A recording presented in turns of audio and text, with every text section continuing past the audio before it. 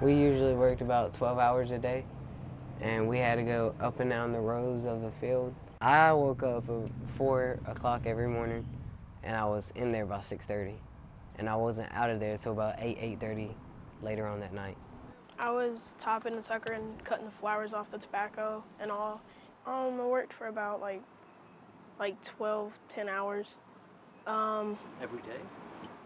And except Sundays.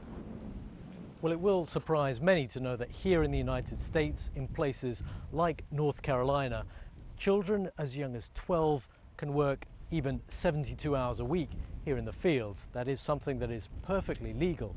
But what human rights groups are asking is it right? When it comes to children working in agriculture, the U.S. is not complying with International Labor Organization conventions that regulate hazardous work for children. Countries like Brazil and India, which are both major tobacco producers worldwide, prohibit kids under 18 from doing many tasks in tobacco farming.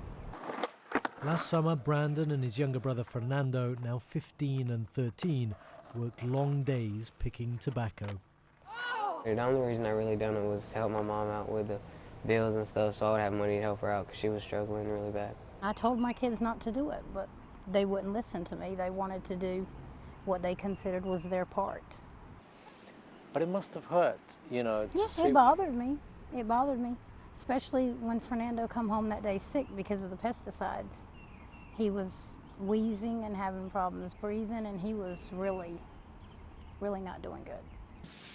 Most people, when they were working, they put like trash bags on them, and they cut holes for their arms and all in their head, so the chemicals wouldn't be on them. Because if the chemicals get on you later in the day, when it's really sunny, it'll start burning you. Many of the children we interviewed reported symptoms consistent with acute nicotine poisoning, so nausea, vomiting, headaches, dizziness, lightheadedness. About half the children we interviewed said they saw tractors coming through fields where they were working, spraying pesticides. There are laws here to say if children work, it does have to be outside school hours.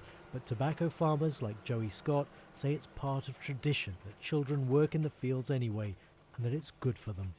Well, I was raised as a child on a tobacco farm, and I attained a lot of my values through the work that I worked alongside my parents and grandparents by being in the fields, understanding the everyday struggles that the farmers have to go through.